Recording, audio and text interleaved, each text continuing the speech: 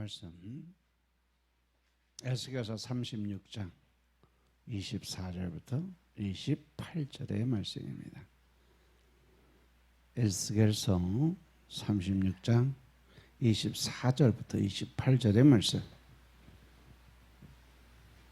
내가 너희를 열국 중에서 취하여 내고 열국 중에서 모아 데리고 고토에 들어가서 맑은 물로 너희에게 뿌려서 너희로 정결케 하되 곧 너희 모든 더러운 것에서와 모든 우상을 섬김에서 너희를 정결케 할 것이며 또 새 영을 너희 속에 두고 새 마음을 너희에게 주되 너희 육신에서 굳은 마음을 제하고 부드러운 마음을 줄 것이며 또 내 신을 너희 속에 두어 너희로 내 율례를 행하게 하리니 너희가 내 규례를 지켜 행할지라.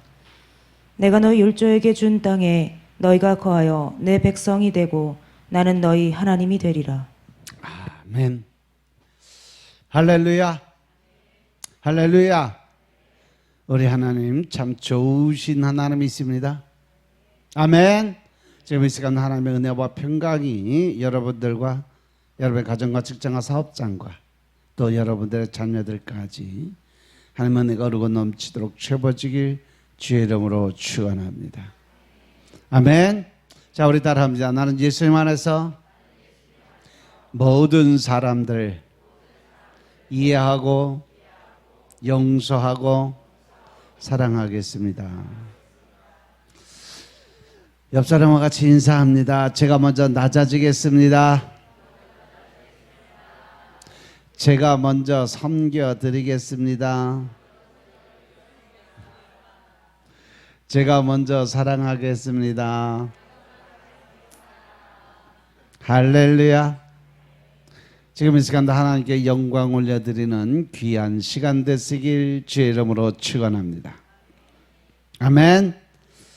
오늘 에스겔서 36장 24절부터 28절의 말씀을 가지고 맑은 물로 너희를 정결케 하라 라는 제목으로 말씀을 나누겠습니다. 자, 따라합니다. 맑은 물로 너희를 정결케 하리라. 맑은 물로 너희를 정결케 하리라. 할렐루야. 하나님이 오늘 이 맑은 물이라는 것은 바로 말씀입니다. 말씀으로 우리들을 깨끗하게 보혈의 피의 능력으로 권세로 우리를 깨끗하게 씻겨 주신다고 약속하신 말씀. 여러분들과 신앙생활 중에서 제일 중요한 게 뭐라고 생각할까? 내가 믿음 생활하는데 가장 진짜 이것이 믿음이다라고 생각하는 게 과연 뭘까? 어떤 사람들은 신앙생활에서 가장 중요한 것은 행함이 있는 믿음이다라고 이야기들을 해요. 이것은 하나님의 우리에게 요구하시는 믿음적 신앙을 요구하는 말씀이에요. 겉으로 우리가 아무리 주여 주여라고 부르면서 열심을 내서 믿음 생활을 한다 할지라도 그것이 말씀에 의지하여, 즉 성령님이 내 안에서 하나님의 명령하시는 대로 행동하는 삶을 살아야 된다는 거죠. 그 안에는 내 뜻, 내 생각, 내 방법, 내 의가 절대로 들어가서는 안 된다. 믿으시면 아멘. 아멘 합시다. 입 꽉 다물고 있으면 말씀이 입으로 들어가나? 오늘 아주 밥 안 받아 먹기로 작정하고들 들어왔나? 아주 꽉 다물고 입을 안 여네. 그래서 우리가 행함 있는 믿음이 중요하다고 강조를 하시는 분이 하나님이세요. 그죠? 그래서 야고보서에서 보면 특별히 하나님께서는요, 우리가 일상생활에서 행함이 있는 믿음을 내게 보이라고 말씀하세요. 그러니까 결국은 행함이 없는 믿음은 죽은 믿음이다 라고 야고보서 2장 17절에 정확하게 기록을 해놨어요. 그런데 우리가 믿음 생활하면서 말씀에 의지하여 행함이 있는 믿음을 보이는 것도 중요하지만 더 중요한 게 뭐냐? 그 행할 수 있는, 순종할 수 있는 동기가 어디에 있느냐는 거죠. 내가 아무리 선한 일을 하고 순종하고 복종하는 믿음을 갖고 따라간다 할지라도 그 행함의 동기가 중요하다는 거죠. 그래서 요한 계시록에 보면 두아디라 교회가 나와요. 계시록 2장 18절 이하에 보면 하나님께서 그 교회를 불꽃 같은 눈으로 감찰하시고 계세요. 그리고 그 교회에 대해서 뭐라고 말씀하시냐면 계시록 2장 18절부터 21절의 말씀입니다. 계시록 2장 18절부터 21절의 말씀. 두아디라 교회의 사자에게 편지하기를 그 눈이 불꽃 같고 그 발이 빛난 주석과 같은 하나님의 아들이 가라사대 내가 내 사업과 사랑과 믿음과 섬김과 인내를 아노니 내 나중 행위가 처음 것보다 많도다. 그러나 내게 책망할 일이 있노라. 자칭 선지자라는 여자 이세벨을 내가 용납함이니 그가 내 종들을 가르쳐 꿰어 행음하게 하고 우상의 제물을 먹게 하는도다. 또 내가 그에게 회개할 기회를 주었을 때 그 음행을 회개하고자 아니하는도다. 아멘. 할렐루야.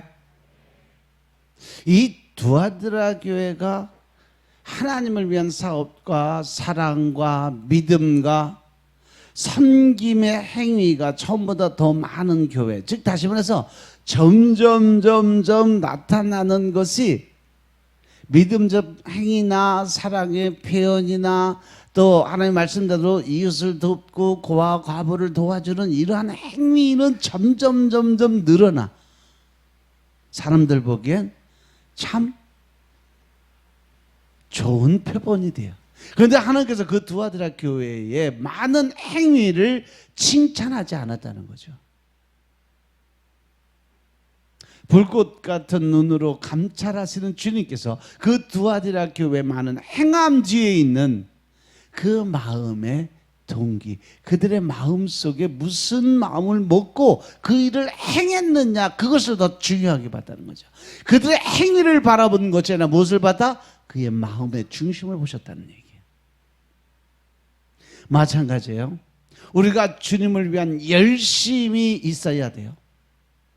믿음적 열심, 또 남을 도와주고 또 선교적으로 그러다 보면 당연히 행함 있는 믿음을 보여야 돼요. 그런데 하나님께서는 우리에게 먼저 내 마음을 보이라고 말씀하세요.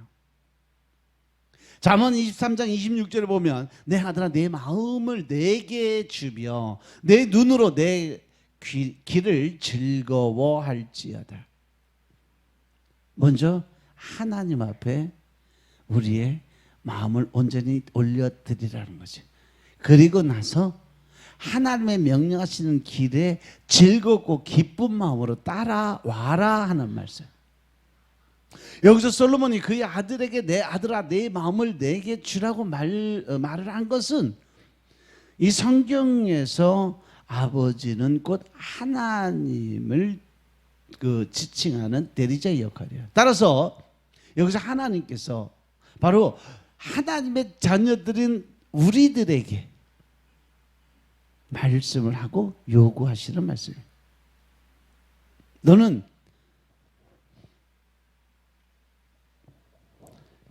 마음을 내게 주고 내가 명령한 그 말씀에 즐겁고 기쁘게 따라와라 이 말씀이에요.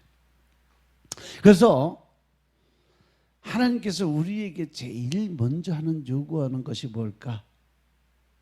바로 우리가 어떤 일을 행하고 나타내고 보이기 이전에 그 마음의 중심이 어디 있느냐는 거죠. 그 일을 행함으로 내가 하나님의 말씀을 듣고 순종함으로 하나님의 말씀을 들음으로 기쁘고 즐거운 마음속에서 행함을 나타내 보이느냐, 아니면 그냥 마음속에는 안 좋은데 사람들에게 보이기 위해서 인정받기 위해서 그 일을 행하느냐, 이 차이점이 있다는 거예요. 하나님은 하나님의 자녀들인 우리들에게 내 마음을 보이라고 그래서 말씀하시는 거예요. 네 마음을 먼저 내게 보이라. 우리가 이 성경 하나님의 말씀을 전체적으로 보면 하나님께서 우리에게 요구하시는 것은 단순한 행동이 아니라 바로 먼저 우리의 마음, 늘 하나님은 나는 사람의 외모를 바라보시는 하나님이 아니라 너희의 무엇을 보는 하나님이시라? 중심을 바라보시는 하나님이래. 난 너희들이 그 외모, 겉모습, 인간적인 세상적인 그 삶의 모습 그건 나는 상관없어. 단 네가 마음의 중심에 무슨 생각을 하고 무슨 뜻을 가지고 그 일을 행했는가 그것을 먼저 보신다는 거예요. 마음이라는 것은 우리가 가지고 있는 감정 그 이상일 거예요. 그래서 마음은 우리 모든 삶을 움직이는 근원이 될 수 있다는 거예요. 그래서 하나님께서는 끊임없이 우리의 어떤 행동보다도 마음에 대해서 더 많은 말씀을 하고 계세요. 사도행전을 보면요, 하나님의 능력을 돈으로 살려고 하던 시몬이 있었어요. 그 시몬에게 뭐라고 하냐면 사도행전 8장 21절에 보시면 하나님 앞에서 내 마음이 바르지 못하니 이 도에는 내가 관계도 없고 분깃될 것도 없느니라. 하나님 앞에서 내 마음이 바르지 못하니 하나님의 권세한 능력을 그가 진짜 하나님의 은혜요 또 예수님의 그 구속과 대속의 은혜가 거저 우리에게 주신 것이라 안다면 하나님은 우리에게 계속적으로 권세한 능력을 거저 주신다는 것을 안다면 결코 그것을 돈으로 살라고 마음을 안 먹었을 거라는 얘기죠. 그래서 하나님 보시기에 내 마음 자체가 돈으로 모든 걸 해결하려고 하는 그 마음 자체가 잘못됐기 때문에 하나님도 혹은 상관이 없다는 말씀이에요. 그래서 특별히 잠언서에 보면 마음의 중요성에 대해서 너무나도 많은 말씀을 하셨어요. 잠언 4장 23절에 보면 무릇 지킬 만한 것보다 더욱 내 마음을 지켜라. 생명의 근원이 여기서 난다라고 말씀하세요. 이 말씀이 무슨 말씀이에요? 올해 우리 교회에게 주신 말씀이에요. 무엇보다도 먼저 너희들의 그 마음을 지키는 것이 믿음의 생활, 신앙의 생활, 영적인 생활을 지키는데 가장 큰 힘을 주고 능력을 얻을 수 있는 근원지다라고 말씀하신 거예요. 아멘. 그래서 우리가 현실을 살아가는 우리들에게 보면 과연 여러분들에게 과연 시험이 있을까요? 여러분들의 삶의 환경이 참 어렵게 내게 맞닥뜨리고 찾아올까요? 그런데 하나님께서는 우리에게 환경보다 조건보다 우리 삶에 다가오는 환난과 연단보다 더 중요한 것은 그 모든 문제를 맞닥뜨리는 내 마음의 중심이 뭐가 있느냐가 더 중요한 거죠. 우리들의 마음속에 진정한 믿음이 있고 하나님 즉 성령님이 내 안에 계셔서 난 할 수 있다 하면 된다 해보자 긍정적인 내 마인드의 마음을 가지고 살아간다면 하나님은 그 믿음을 바라보고 그 일을 행해 주신다는 거죠. 그리고 내 믿음대로 될지어다 라고 하나님 말씀하세요. 하나님은 어떠한 일을 하시든지 우리에게 요구하시는 가장 근본적인 삶의 본질은 뭐냐? 내 믿음을 보시겠다는 거예요. 아멘. 우리가 아무리 어렵고 힘이 들어도 우리의 마음을 이렇게 잘 지켜나가면 우리는 모든 환경과 문제에서 얼마든지 승리하고 이길 수 있는 삶을 살아갈 수 있다는 겁니다. 또 잠언 16장 32절에 보시면 노하기를 더디하는 자는 용사보다 낫다고 그랬어요. 혈기, 분노, 짜증 이것으로 인해서 우리는 많은 삶의 시험과 연단에 들어가요. 그래서 하나님은 우리에게 노하기를 더디하라고 그랬어요. 그가 바로 용사보다 낫고 자기의 마음을 다스리는 자는 성을 빼앗는 자보다 낫다라고 말씀하세요. 우리가 마음을 잘 다스려서 성을 빼앗는 자가 큰 용사라고 말씀하시는 거예요. 그래서 마음을 다스리는 자가 성을 빼앗는 용사보다도 더 큰 용사로 하나님이 인정하시겠다. 마음을 다스리고 노하기를 더디하는 사람은 바로 하나님이 쓰시는 가장 큰 영적인 군사의 힘의 능력을 주시겠다, 이 말씀이죠. 또 잠언 6장 22절을 보면 사람의 행위가 자기 보기에는 모두 깨끗해 보여도 여호와는 심령을 감찰하시느니라. 사람들의 가장 특징적인 것이 뭔지 아세요? 바로 자기 합리화예요. 그리고 남들이 똑같은 일에서 어떤 실수를 하면 그것은 또 징계고 손가락질의 대상이 돼요. 그것을 요즘 말로 얘기하면 뭐예요? 내로남불이죠. 내로남불. 내가 하면 로맨스고 남들이 하면 불륜이다, 이 말이죠. 왜? 이미 나는 무엇에 잡혀 있어? 자기 합리화의 영적인 것으로 잡혀 있는 거예요. 이게 나는 정당한 거야. 그럴 수밖에 없는 거야. 나는 그래서 어쩔 수 없이 한 거고 그 사람은 당연히 안 해도 될 거 했다라는 생각을 하는 거예요. 그것이 바로 자기 합리화. 그것이 바로 내로남불이에요. 그런데 하나님께서는 겉으로 드러나는 어떤 행위나 모습보다는 우리의 마음을 감찰하고 계시다는 사실을 명심하시기 바랍니다. 아멘. 그래서 예레미야서 17장 9절부터 10절의 말씀을 보시면 성경 예배 인도자들 정신 바짝 차려야 되고 오늘 말씀 많어. 계속 주시는 거 보니까 예레미야서 17장 9절 10절의 말씀 보겠습니다. 만물보다 거짓되고 심히 부패한 것은 마음이라. 누가 능히 이를 알리오마는 나 여호와는 심장을 살피며 폐부를 시험하고 각각 그 행위와 그 행실대로 보응하나니. 아멘. 하나님이요, 만물보다도 거짓되고 심히 부패한 것이 뭐다? 마음이다. 이때의 마음은 바로 죄악된 죄로 물든 아담의 원죄부터 내려오던 사단 마귀의 근성, 그 자체의 마음이에요. 그런데 그 마음을 내가 처음부터 그렇게 살았으니까 나는 그것이 죄인지 아닌지를 모르고 죄인인지 아닌지 모르고 내가 죄를 짓고 있는지 아닌지 모르고 살아간다는 거죠.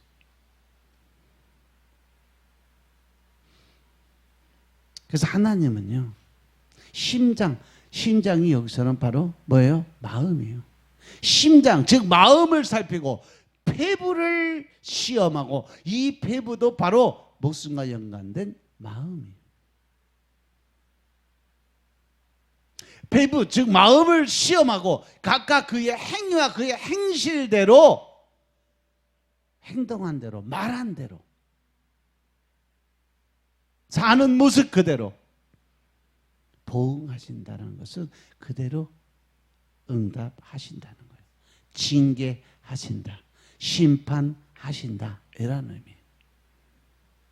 우리 인간이 부패하고 타락했다는 것은 행동 이전에 그 마음이 이미 부패하고 타락했기 때문에 못된 짓하고 나쁜 짓을 하고 살아간다는 겁니다. 그래서 하나님께서 우리의 행위와 행실을 살피기 전에 먼저 우리의 마음을 살피시고 감찰하신다.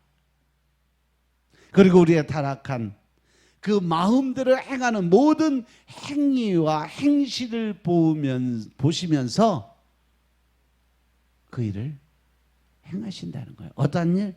심판하시는 일.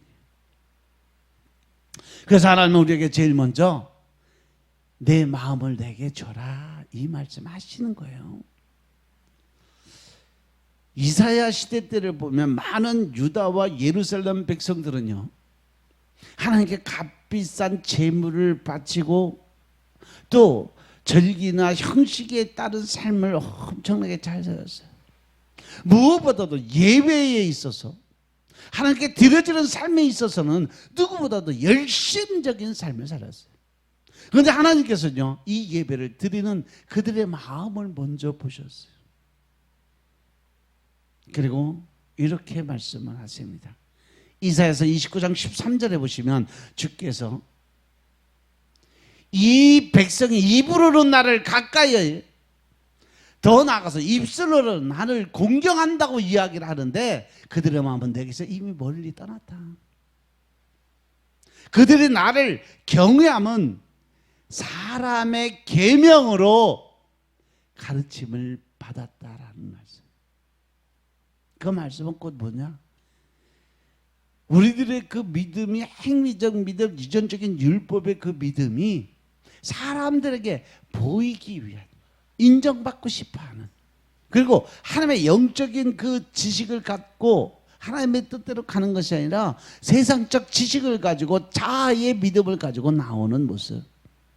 꼴보기 싫다는 얘기 하나님이 한마디로 얘기했어요.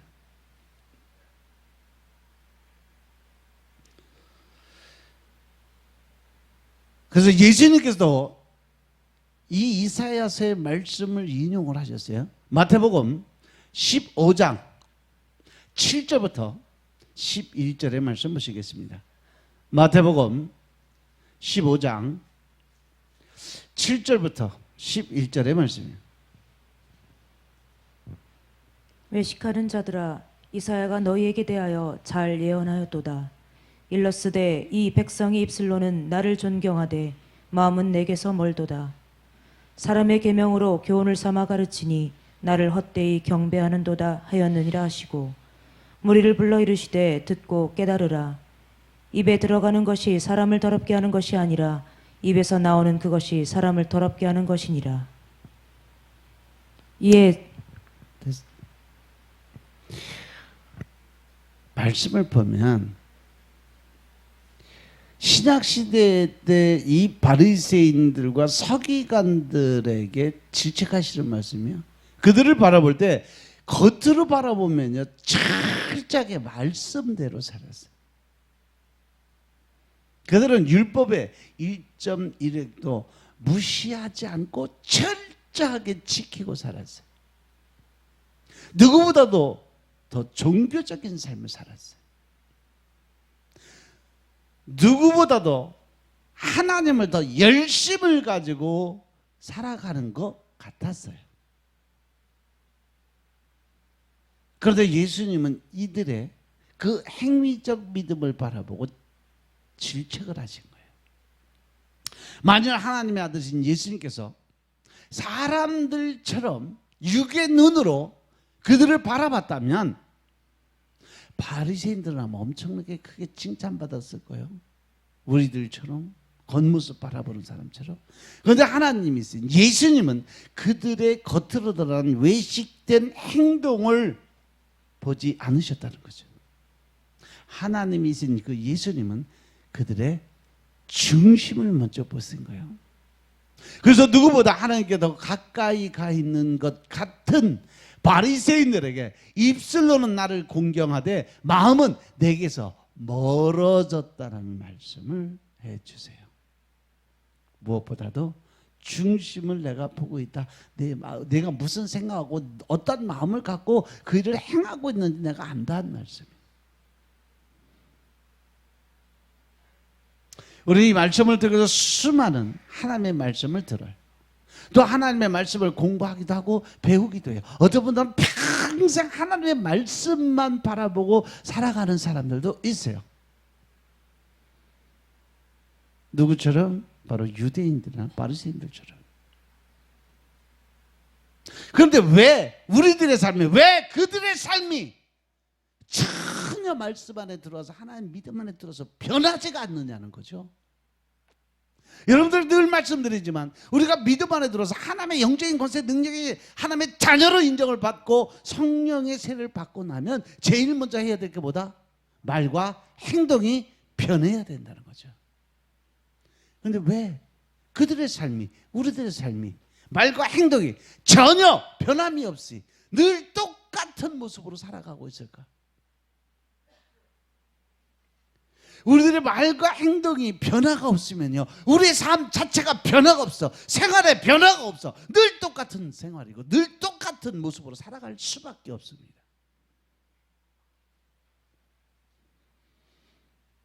그냥 단순히 열심을 다해서 전도해야 된다는 거, 선교해야 된다는 거, 많은 구제 사업을 벌여야 된다, 성경으로 지식을 알아들었으니까 해야 한다는 생각은 들어. 근데 뭐예요? 행함이 없다는 거죠.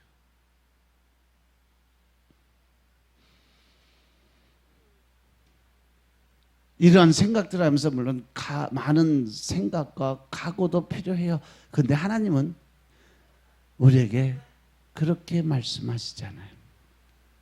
에스겔서 33장 31절에 보시면 백성이 모이는 것 같이 내게 나오며 내 백성처럼 내 앞에 내 말을 들으나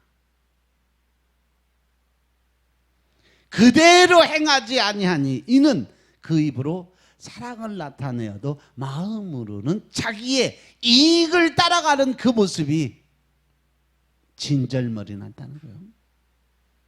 그 모습을 이사야서 1장의 말씀에 아주 쭉 다 설명해 놓으셨어요. 오죽하면 그 외형적인 그 모습 속으로 살아가는 너희들이 이 성전 안에 들어오는 꼴에 배기 싫어하죠.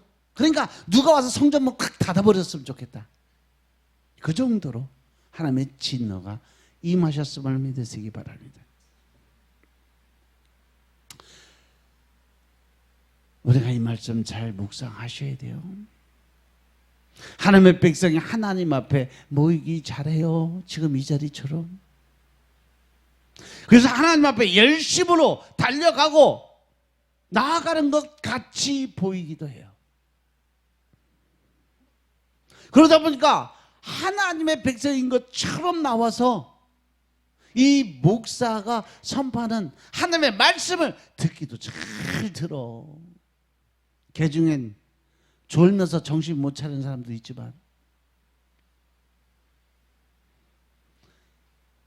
그러니까 결론적으로 그들은 뭐를 안 해요? 말씀대로 행하지를 않는다는 거죠. 듣기만 한다는 거죠. 마음속에 품고 깨닫기만 하는데 그 모습이 행위로 나타나지가 않는다는 거죠. 이 비유의 말씀이 바로 신약에 와서 예수님의 달란트 비유가 돼요. 1달란트, 2달란트, 5달란트. 5달란트 받은 사람은요, 말씀을 받자마자 바로 나가서 복음전도 사명 감당해서 배를 받아요. 2달란트 받은 사람은 할 줄은 모르는데 앞에 5달란트 받은 사람을 보니까 이렇게 하더라. 따라쟁이로 가서 하다가 보니까 같이 구원을 받았어요. 1달란트는 어떻게 했어? 땅속에 묻었죠. 가슴 속에 품고 있는 거예요. 행함이 없어. 행위적 믿음이 없어. 결국은 그러니까 어떻게? 나중에 하나님 앞에 약하고 게으른 저가 내가 저 음부에 들어가서 슬피 울며 이를 가는 그런 날이 올 것이다라는 말씀을 주세요. 즉 행함이 없는 믿음, 하나님의 말씀을 듣고 깨달았음에도 불구하고 순종하지 않고 복종하지 않는 믿음을 갖는 것은 결국 불순종으로 악하고 게으른 종의 심판을 받게 된다. 그들의 입으로는 내가 주님을 사랑한다고 말을 하지만 그들의 마음에는 하나님이 아니라 자기의 이익과 자기 명예와 권세를 따르고 있기 때문에 심판을 받는다. 이런 말씀이 수도 없이 많이 기록해 놨어요. 성경에 보시면 스가랴서 한번 보세요. 스가랴서 7장. 정신 하나도 없지? 스가랴서 7장 4절부터 7절의 말씀 보겠습니다. 만군의 여호와의 말씀이 내게 임하여 이르시되 온 땅의 백성과 제사장들에게 이르라. 너희가 70년 동안 5월 7월에 금식하고 애통하였거니와 그 금식이 나를 위하여 한 것이냐. 너희의 먹으며 마심이 전혀 자기를 위하여 먹으며 자기를 위하여 마심이 아니냐. 여호와가 이전 선지자로 외친 말을 너희가 청정할 것이 아니냐. 그때는 예루살렘과 사면읍에 백성이 거하여 형통하였고 남방과 평원에도 사람이 거하였었느니라. 아멘. 할렐루야. 여기서 보면 70년 동안 5월과 7월에 금식 기도를 드리며 애통하는 삶을 살았다. 참 얼마나 겉으로 보기에는 위대한 사람이요, 거룩한 사람들이요. 만일 여러분들 중에 그러한 분이 계신다면 우리는 참 그 사람을 진짜 거룩한 사람이다, 거의 신적인 신격화되는 그 모습으로 바라볼 거예요. 그런데 오늘 말씀 보니까 하나님이 뭐라고 말씀하세요? 그 금식이 과연 누구를 위한 금식을 드렸냐? 나를 위해서 했냐? 결국 겉으로는 나를 위해서, 하나님의 나라를 위해서, 하나님의 의를 위해서 네 금식한다고 하지만 결국 네가 먹고 마시기 위한 삶을 위해서 했던 거 아니냐?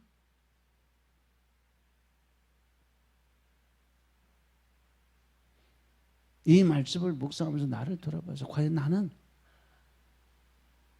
주님을 위한 일을 하고 주님의 말을 한다고 하지만 정말 내가 행하는 일들이 주님을 위한 것일까? 아니면 내 이익이나 명예를 위해서 하는 걸까? 나를 한번 돌아봤어요.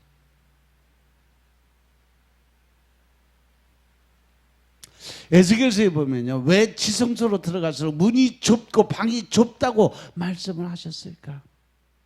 왜 예수님은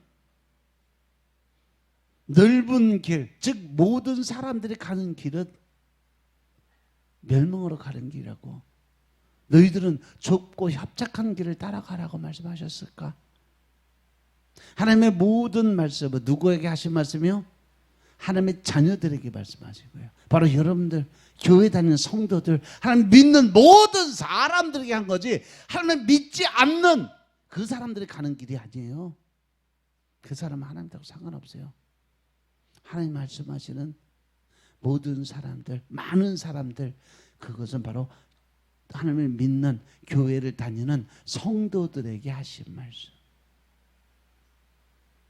하나님을 믿으면서 교회 나서 열심을 갖고 살아가도 많은 사람들이 어디로 가는가? 멸망으로 가고 있다라는 얘기예요. 따라서 우리가 정신 바짝 차리지 않냐고, 말씀 먹으며 기도로 하나님과 영적인 교류가 이루어지지 않으면 우리가 갈 길은 뭐다? 멸망으로 가는 길로 가고 있다는 얘기예요. 명심하시기 바랍니다. 그래서 여러분들 하나님의 나라를 가는 천국 백성으로 인정해서 하늘나라 갈 수 있는 사람은요, 영이 가는 거예요. 그래서 영을 살려야 돼요. 육이 살아가는데 필요한 것이 양식이라면 영적인 양식은 바로 말씀입니다. 그 말씀을 먹지 않으면 그 영은 이미 죽은 믿음이라는 거죠. 결코 하늘나라 갈 수 없는 영이라는 거예요. 죽은 영이 어떻게 하늘나라 갈 수 있겠냐는 거죠. 명심하시기 바랍니다. 우리 마음의 방에 오직 하나님만 들어가야 되는데, 우리는 하나님도 들어갈 수 있고 돈도 명예도 권세도 들어갈 수 있다는 생각을 하는 거죠. 근데 예수님이 뭐라고 말씀하세요? 너는 하나님과 재물을 동시에 섬길 수 있다 없다? 없다. 내 마음의 중심에는 한 가지만 가져라. 하나님이 계시든지 아니면 세상을 향해서 나가는 물질이나 명예나 권세, 욕심을 갖든지 둘 중에 하나만 해라. 두 개를 같이 갈 수는 없다.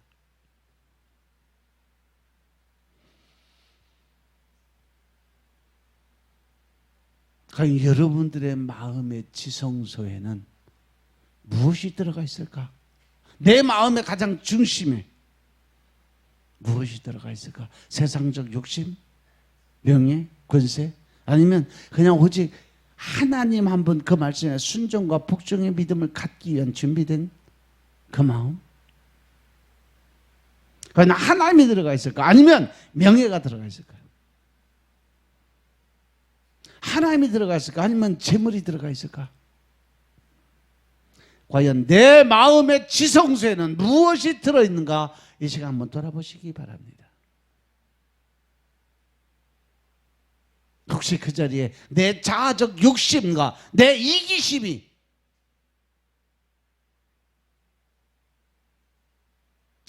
정말 강건사님이 기도드린 것처럼 자고하는 마음이나 자아적 욕심의 마음이 가득 차 있는 건 아닐까요? 그래서 오늘 이 시간 예배를 드릴 때 하나님만을 향한 여러분들의 마음을 하나님 앞에 온전히 들이시는 여러분들의 삶이 되시길 주님으로 축원드립니다. 여러분들의 생각이 바뀌고 여러분들의 행동이 바뀌고 여러분들의 말이 바뀌어서 하나님이 기뻐하실 수 있는 삶을 사는 여러분들의 삶이 되시길 주님으로 축원드립니다. 이렇게 하나님은 우리의 행동보다 마음을 더 보기를 원하시는데, 그러면 성경을 통해서 우리가 바라봤을 때 하나님이 원하시는 마음은 어떤 마음입니까? 하나님이 원하시는 마음을 알기 위해서 먼저 하나님이 원하시지 않는 마음이 있다는 것을 먼저 알아야 된다는 거죠. 과연 우리가 세상에 태어날 때 악하게 태어났을까? 선하게 태어났을까? 사람들이 원래 선하다고 생각하세요? 악하다고 생각하세요? 선하다 생각하는 사람, 악하다고 생각하는 사람. 미지근한 사람들은 뭐야 이거? 미지근하면 어떻게 한다? 내 입에서 토하여 내친다고 그랬어. 다시 한번. 원래 태어날 때부터 선하다 생각하는 사람, 악하다, 얘라이. 그러니까 창조의 본질을 모르는 거예요. 하나님이 인간을 창조했을 때 흙으로 사람 빚어서 그 코에 생기를 얻었을 때 그게 악한 영이 들어갔어 거기? 아니죠. 선한 마음이지. 하나님의 마음 들어가 있으니까. 그런데 그들이 살아가면서 에덴동산에서 죄를 짓는 그 순간부터 혼적인 삶이 되면서 죄인이 돼버린 거예요. 그런데 우리가 원래 태어날 때부터 악한 것은 바로 그 흔적인 아담의 원죄를 갖고 태어났기 때문에 하나님이 너희는 네 아비가 마귀 새끼가 너도 마귀 새끼야 라고 하시는 거예요. 선하게 태어났는데 이 세상에 죄악을 통해서 우리가 죄인이 되어버렸다는 거죠. 그래서 보내주신 분이 바로 예수님이시고요. 그분이 대신 구속과 대속의 은혜를 통해서 우리 다시 새 창조, 재창조를 통해서 새로운 피조물로 만드는 과정이 구속과 대속의 은혜라는 거죠. 그래서 우리가 새로운 피조물로 나서 하나님께 인정을 받았을 때, 죄의 회개하며 용서함을 받았을 때 죄인에서 의인으로 바뀐다. 그랬더니 사람들이 흔하게 질문하는 게 그거예요. 하나님이 이 땅에 의인은 없고 하나도 없다, 다 죄인이다라는데 어떻게 의인이 되냐? 그거는 내가 비포 애프터를 몰라서 그래요. 비포는 내가 원죄로 죄인으로 태어났지만 애프터, 즉 예수님을 믿고 구속과 대속의 은혜를 받으면 죄인에서 의인으로 바뀌니까 나는 재창조물이에요. 그러니까 나는 의인이 된 거야. 죄인이 제 반열에 서지 않는다는 사실 명심하시기 바랍니다. 아멘. 그래서 태어날부터 원래 인간의 마음이 선한데 환경이 인간의 마음을 죄인들로 바꿔버렸다는 거죠.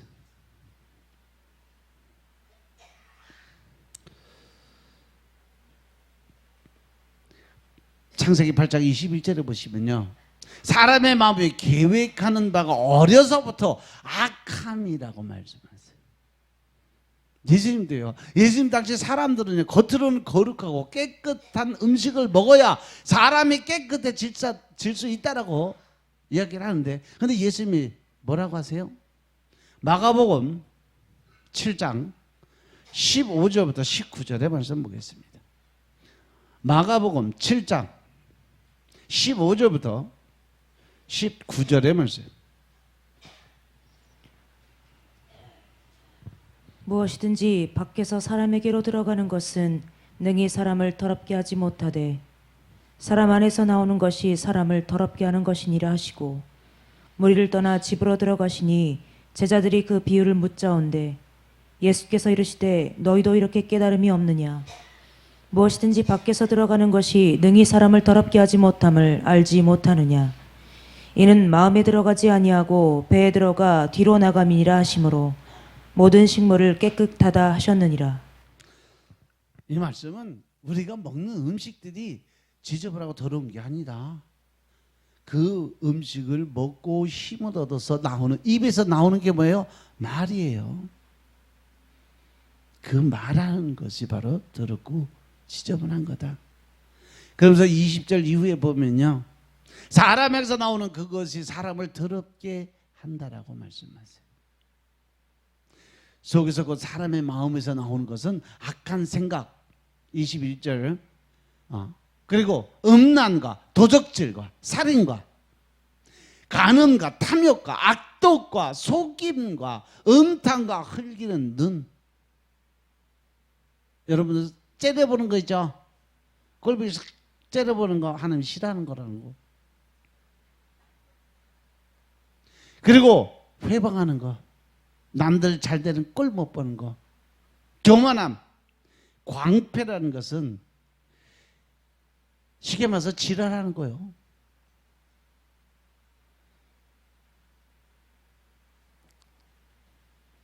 이 모든 악한 것이 다 속에서 나와서 사람을 더럽게 한다라는 결론을 줘줘요. 그래서 우리가 하나님 앞에서 먼저 인정해야 될 것은 우리의 자연스러운 마음, 즉 갖고 태어난 그 마음이 절대 하나님께서 원하는 마음이 아니다라는 거 명심하시기 바랍니다. 내가 원래 그렇게 태어나서 그래. 나 마귀 새끼 하는 소리랑 똑같은 얘기예요.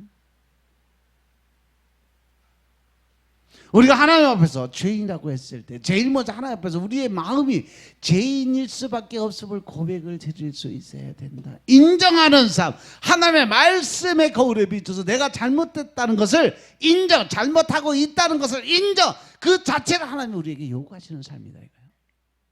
아멘. 그래서 우리가 하나님 앞에서 항상 악한 마음을 생각할 수밖에 없는 죄인이라는 것을 고백해야 돼요.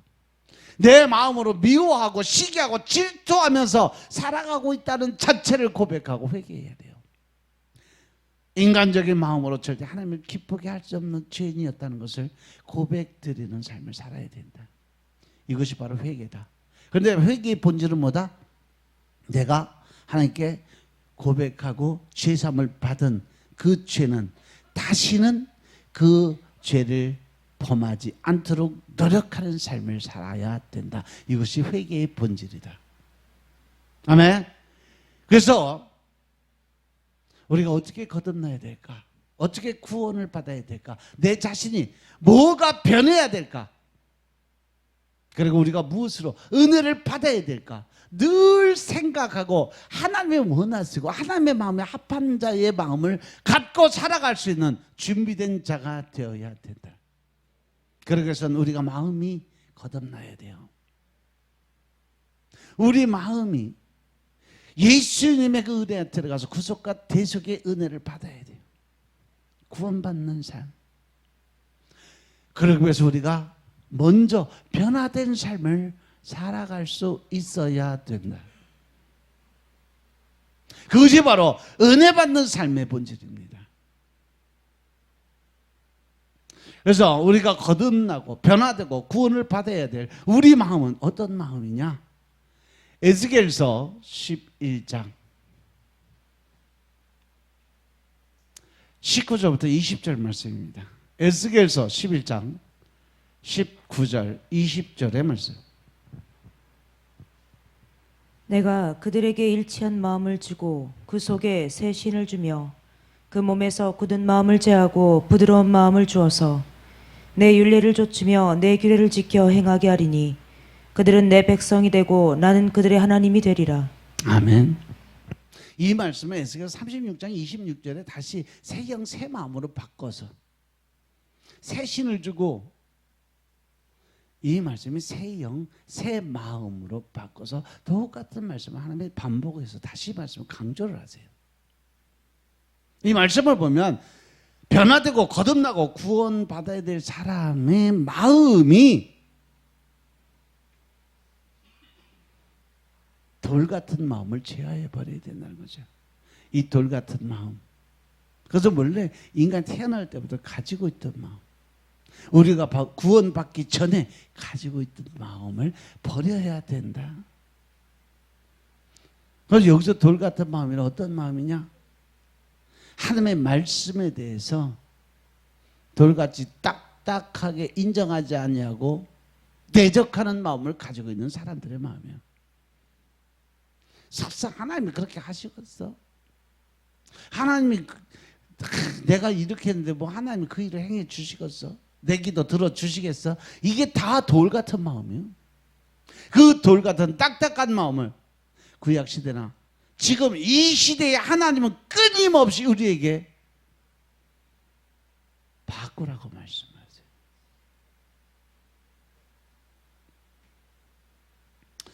호세아서에 보면요, 호세아서 8장 12절에 보면 내가 저를 위해서 내 율법을 만 가지로 기록을 해놨다고 그랬어요.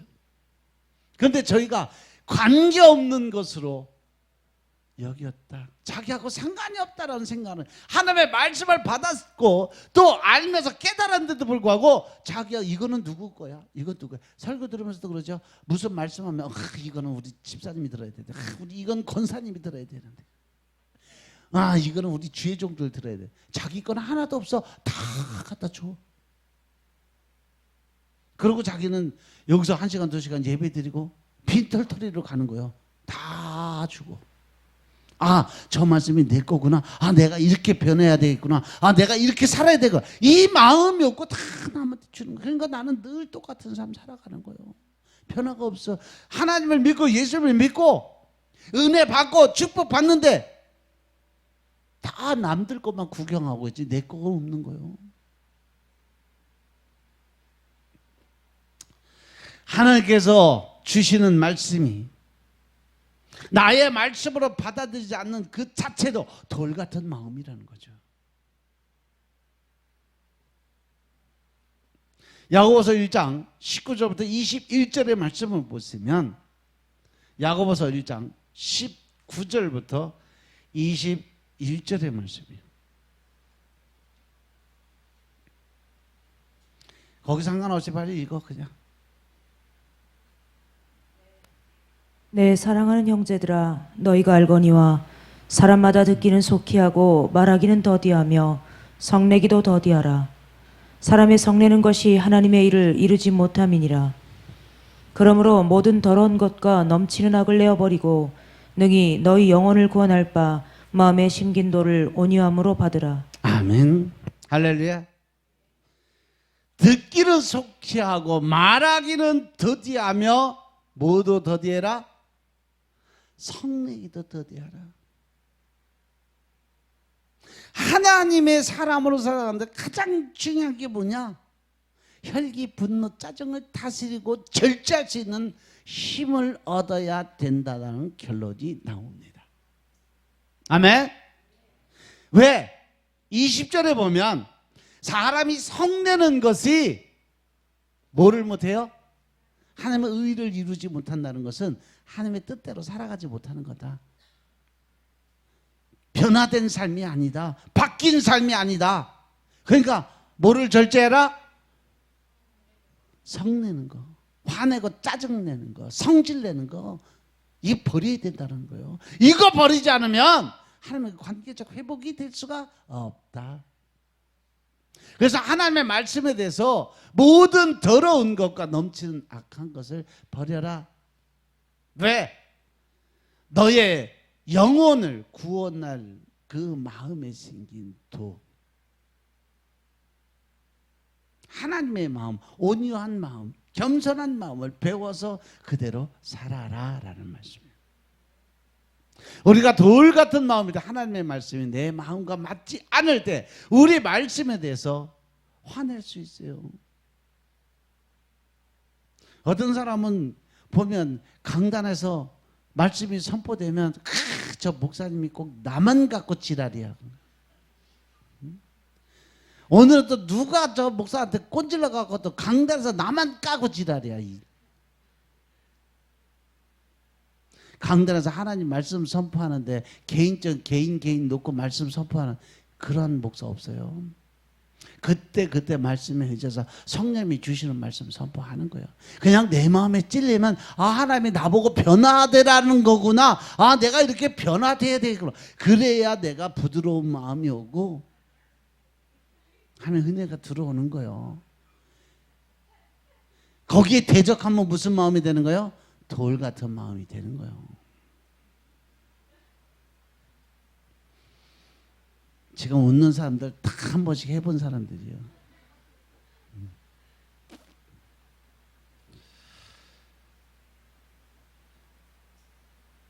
우리가 돌 같은 마음을 갖고 딱딱한 마음일 때는요, 절대 삶의 변화가 없어요. 누구 때문에? 무엇 때문에? 그러다 보면 회개도 없고 겸손한 사랑도 없어요. 그러다 보면 삶에 열매가 없게 되는 거예요. 예수님을 아무리 오래 믿고 또 아무리 성경 많이 읽고 듣고 배웠다 할지라도 그 마음의 돌밭을 버리지 아니하면 삶에는 아무 열매가 없어요. 하나님은 이러한 마음을 절대 원하시지 않는다는 거죠. 그래서 하나님이 원하시는 마음은 돌 같은 마음이 아니라 부드러운 마음이에요. 아멘. 에스겔서 11장 19절의 말씀, 그들에게 한 마음을 주고, 즉 새로운 마음이죠. 그 속에 새 영을 주며 그 몸에서 돌 같은 마음을 제거하고 살처럼 부드러운 마음을 준다라고 말씀하세요. 아멘. 그러면 어떻게 우리 마음이 새 마음이 될 수 있을까? 어떻게 우리 마음에 돌 같은 굳은 마음을 제거, 하나님의 말씀에 대해서 부드러운 마음이 될 수 있을까? 그 비결이 바로 에스겔서 36장 26, 27 오늘 본문 말씀이에요. 새 영 너희 속에 두고 새 마음을 너희에게 주되, 너희 육신에서 굳은 마음, 여기서 이 굳은 마음이 뭐예요? 돌 같은 마음. 그 마음을 제거하고 부드러운 마음을 줄 것이며, 27절 또 내 신을 너희에게 두어 새로 내 율례를 행하게 하니 너희가 내 규례를 지켜 행할지니라.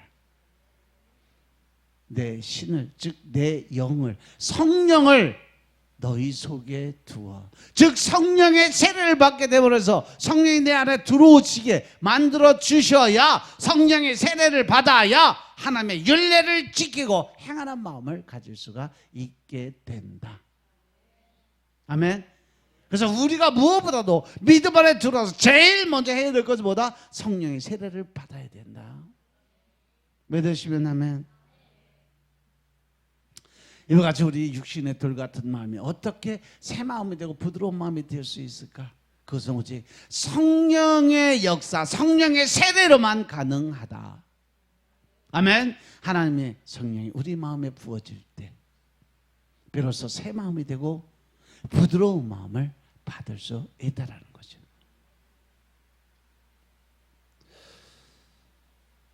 그리고 또 하나, 하나님이 원하시는 마음은요, 상한 마음, 즉 회개를 드리는 마음이에요. 하나님께서 우리를 용서하시는 방식은 철저히 우리의 자백과 회개 드리는 마음입니다. 그래서 레위기 5장 5절에 보면 이 중에 하나의 허물이 있을 때에는, 즉 죄가 있을 때는 아무 일에 잘못하였더라 자복하고 회개하라는 겁니다. 속죄의 제사를 드릴 때 하나님께서 우리의 모든 죄를 용서하신다고 말씀을 드렸어요. 또 우리가 서로 용서하는 방식도 마찬가지예요. 누가복음 17장 4절에 보시면요, 만약 하루에 7번이라도 내게 죄를 짓고 7번 내게 돌아와 내가 회개하노라 하거든, 너는 어떻게 해라? 너는 용서하라 라고 말씀하셨어요. 그러니까 이 말씀을 하신 하나님은 똑같이 우리가 죄를 7번 짓고 7번 가서 회개하면 7번 용서해 주시겠다는 말씀이라는 거. 믿으시면 아멘. 그래서 하나님께서 제일 크게 요구하시는 예배는요, 상한 마음으로 예배를 드리는 마음이다. 하나님과 사람들 앞에서 우리의 죄를 자복하고 회개를 드리는 그 마음으로 하나님 앞에 엎드리는 예배자의 모습을 하나님은 우리에게 요구하신다. 아멘. 다윗이 하나님의 마음에 합한 자가 된 이유가 뭘까? 그가 죄가 없어서? 아니요. 그는 알고 보면요, 사울보다 더 큰 죄 진 사람이요. 그래서 그는 충신인 우리아를 죽게 한 살인죄까지 있어요. 그 아내 밧세바를 강간했고, 그렇지만 그가 회개하고 난 다음에 시편 51편 17절에 보면 뭐라고 고백하냐면요, 하나님께서 구하시는 제사는 상한 심령이라, 하나님과 상하고 통회하는 마음, 즉 회개하는 마음을 주께서 멸시하지 아니하신다는 고백을 드리면서 회개 기도를 드려요. 어떻게? 그가 침상이 젖을 정도의 그 모습으로 기도를 드려요. 눈물로. 이스라엘 역사상 가장 악한 왕이 누구요? 히스기야의 아들 마지막 므낫세 왕이에요. 막내 아들. 15년 연장해갖고 살려놨더니 아들 하나 낳았는데 마귀 새끼를 낳은 거죠. 그는 아버지 히스기야 왕이 다 헐어버린 산당을 다시 세우고 이방신 바알을 위해서 제단을 쌓고 여호와 성전에 이방 여신 아세라 목상을 세웠던 자가 므낫세 왕이에요. 심지어 그의 아들을 이방신에게 던져서, 바알에게 던져서 불태워 죽여버린 못된 놈의 인간이 므낫세예요. 결국 그는 나중에 코가 깨고 쇠사슬을 묶여서 바벨론으로 끌려가서 감옥 생활하면서 비로소 하나님을 찾고 회개의 기도를 드리는데, 역대하 33장 12절 13절의 말씀을 보면, 시간 없어서 내가 그냥 할게. 그가 환난을 당하고 그의 하나님께 간구하고 그의 조상들 하나님 앞에 크게 겸손하게 기도하였으므로 하나님의 그의 기도를 받으시며 그의 간구를 들으시사 그가 예루살렘에 돌아와서 다시 왕위에 앉게 하시며 므낫세가 그제서야 여호와께서 하나님이신 줄 알았더라라고 기록이 되어 있어요. 그렇게 못된 짓하고 그렇게 잘못된 삶을 살았음에도 불구하고 하나님이 그를 인정하고 끝까지 잡았던 이유, 그가 회개 드렸기 때문에 그래요.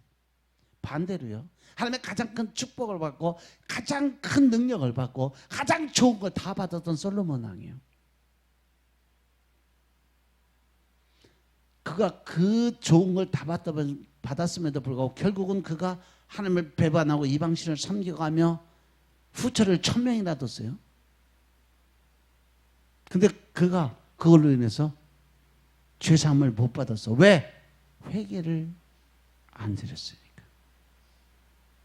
그래서 하나님의 그를 통해서 마지막 주신 말씀이 뭐냐? 전도서예요. 전도서 1장 1절에 뭐 헛되고 모든 것이 헛되도다.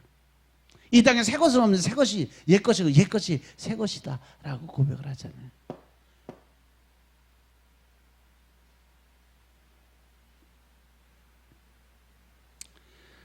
이제는 여러분들이 온전한 회개의 삶을 사시기 저는 축원합니다. 또 하나 마지막으로 하나님이 원하시는 마음은 바로 감사의 제사를 드리는 마음이에요. 시편 50편 13절에 14절 15절 보면 내가 수소의 고기를 먹어 염소의 피를 마시겠느냐, 감사로 하나님께 제사를 드리며 지존하신 이에게 내 소원을 갚으며 환난 날에 나를 부르라, 내가 너를 건지리니 네가 나를 영화롭게 하리라. 시편 50편 15절 말씀, 제가 가장 좋아하는 말씀 중에 하나예요.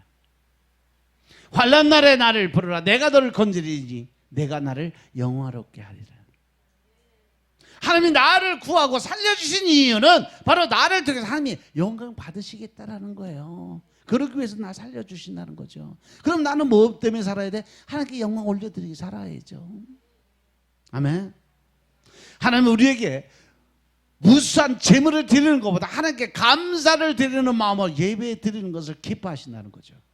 아멘. 우리가 감사로 예배 드릴 때, 환난 날에 우리가 부르짖을 때 하나님께서 우리의 기도를 들어 응답해 주신다는 사실 명심하시기 바랍니다.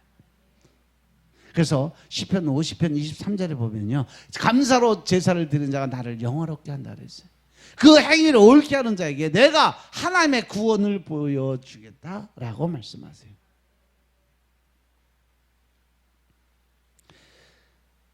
우리가 하나님께 감사로 예배 드릴 수 있는 비결이 뭘까? 단순히 하나님께서 우리에게 좋은 것 주시기 때문일까? 물론 그럴 수도 있어요. 좋은 거 받으니까 감사드려요. 근데 우리에게 아무 것이 없어도 우리가 하나님 한 분만으로 만족하고 기뻐하고 즐거워할 때 우리는 늘 감사하는 마음으로 예배를 드릴 수 있어야 된다. 아멘. 그래서 날마다 하나님 한 분만으로 만족하고, 할렐루야, 늘 하나님께 감사드리는 마음으로 살아가는 여러분들의 삶이 되시길 주여 축원드립니다. 이번 한 주간도 여러분들께서 감사의 제사를 드리며 하나님의 이름을 영화롭게 만드는 삶을 사시길 주의 이름으로 축원드립니다. 아멘. 기도드리겠습니다. 주님 감사합니다. 오늘도 우리가 감사로 제사를 드리는 하나님의 영적인 군사가 되게 하시니 감사합니다. 믿음 안에서 하나님의 의를 드러내고 하나님이 원하시는 삶을 살게 이번 한 주간도 주님이 지켜주시고 하여 주옵소서. 오직 성령님의 임재를 통한 기쁨으로 감사함으로 나아갈 수 있도록 주님 축복하옵소서. 온전한 것 주님께 다 드려지길 원하오니 주님을 들어 사용하옵소서. 모든 말씀 우리 주 예수 그리스도의 이름으로 감사드리며 기도드려사옵나이다. 아멘.